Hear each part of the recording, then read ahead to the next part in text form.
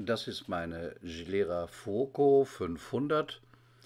Das Modell selbst ist Baujahr 2007 und ich habe es im Jahr 2012, Ende 2012 erstanden mit einer Laufleistung von gerade mal 3100 Kilometern zu einem günstigen Preis von 3.900 Euro.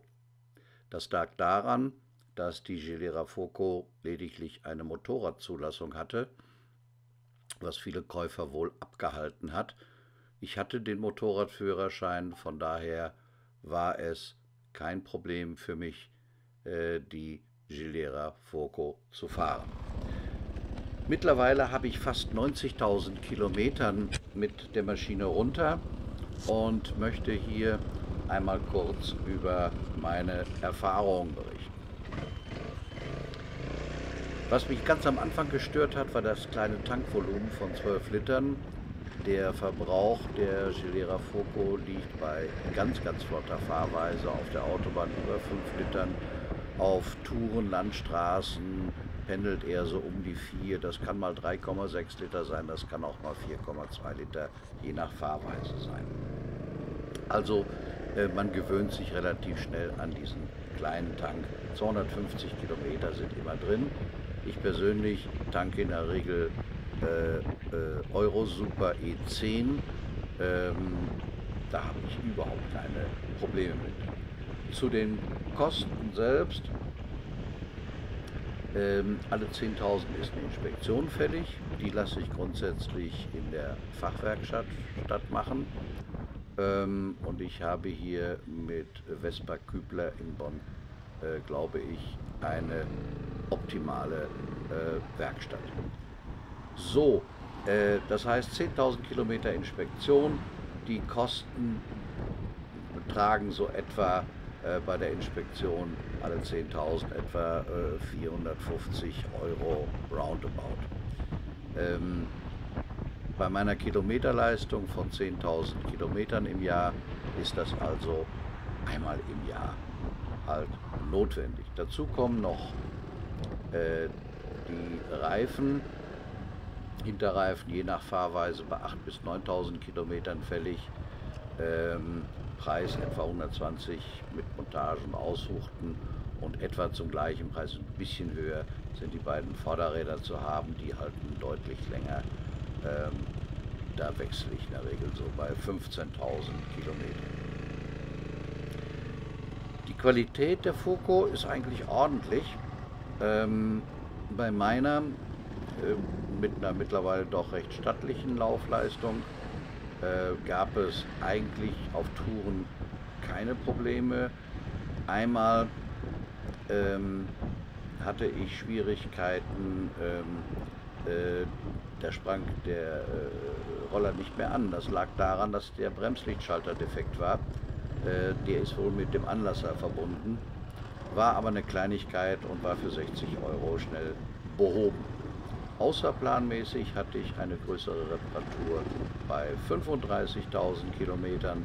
Da ging die Zylinderkopfdichtung defekt. Ursache war ein angerosteter Zylinderstopfen, durch den ist das Kühlwasser entwichen und das ging relativ schnell. Motor war okay, aber die Reparaturkosten waren 750 Euro, vor allem die Arbeitskosten, weil man dann doch ziemlich viel abmontieren muss. Die zweite größere Reparatur war bei 41.000 Kilometern. Da habe ich im Urlaub gemerkt, dass der Roller bei niedrigen Geschwindigkeiten nicht so optimal geradeaus lief. Ständig musste irgendwie korrigiert werden. In Kurven war das Fahrverhalten nicht so sauber. Diagnose meiner Werkstatt: linkes Radlager defekt und auch ein leichter Rastpunkt zeigte ein defektes Lenkkopflager an. Das war auch recht teuer mit 900 Euro, aber danach waren alle Teile erneuert und top. Und vom Ergebnis her konnte es sich hier sehen lassen. So ruhig und präzise ist die Foco noch nie vorher gefahren und es hat richtig Spaß gemacht, damit zu fahren.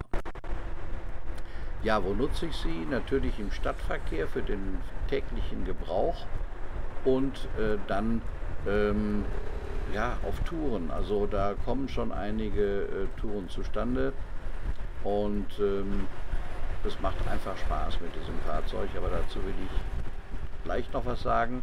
Es gab noch eine Reparatur beim Kilometerstand von 82.000. Da ist etwas Benzin aus dem Tank immer gelaufen. Und in der Tat hatte der Tank einen kleinen Riss und musste ausgetauscht werden. Das ist ein Kunststofftank. Das waren also Reparaturkosten von 450 Euro. Insgesamt habe ich an dem Roller nicht gebastelt, also keine Pulleys oder ähnliches eingebaut, sondern ich habe alles Originalteile drin gelassen, habe eine exzellente Werkstatt und ja, damit ist eigentlich alles gesagt. Einmal habe ich gebastelt und habe auf Wunsch meiner Kinder einen etwas lauteren Auspuff eingebaut. Das habe ich auch schnell bereut, denn irgendwie hat er doch gewackelt, wenn das der Grund war. Und so bin ich auf der Autobahn da mit abgerissenem Auspuff liegen geblieben und musste mit auf einem gelben Wagen zurück nach Bonn gefahren werden. Ein paar Worte noch zum Fahrverhalten. Die Foco fährt sich eigentlich wie ein normales Motorrad. Sie muss manchmal in Kurven ein bisschen nachdrücklicher reinbewegt werden, aber ansonsten ähm, ist sie sehr fahrsicher und durch die beiden Räder vorne hat sie erhebliche Sicherheitsreserven. Äh, Selbst wenn der Hinterreifen mal weggeht, das gibt zwar eine kurze Schrecksekunde, aber das war es dann auch. Und selbst bei einer Vollbremsung, das habe ich im Sicherheitstraining gemerkt, wenn die Vorderräder blockieren, ist das auch kein Problem. Sie bricht nicht aus. Zwischendurch habe ich mal immer wieder andere Fahrzeuge versucht und ausprobiert, bin aber letztlich immer wieder bei meiner Gilera geblieben. Der Vorteil einfach die Automatik. Sie hat ausreichende Fahrleistungen, äh, Tacho 150, 155 ist allemal drin.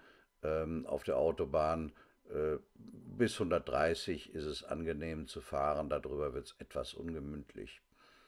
Ähm, Die Schräglage ist normal wie bei jedem anderen Zweirad auch. Irgendwann ist sie zu Ende, nicht weil irgendwas blockiert, sondern weil dann schlicht und ergreifend der Hauptständer aufsetzt. Und ja, die Sitzbank selbst ist okay. Ich habe sie beim Sattler ein bisschen nachpolstern lassen für kleines Geld. Es waren unter 100 Euro und seitdem ist es doch ein bisschen entspannter. Platz ausreichend. Unter die Sitzbank geht ein Integralhelm und mehr. Ähm, da ist genügend Platz und dann hat man noch das Topcase mit 40 Litern und für den Urlaub auch noch eine Gepäckrolle nutze ich dann. Damit habe ich praktisch keine Probleme mehr und bin mit Stauraum ausreichend versorgt. Ja, das ist mein Fazit. Ich bin froh, die Fuoco gekauft zu haben und ich hoffe, dass sie noch lange genug mitmacht.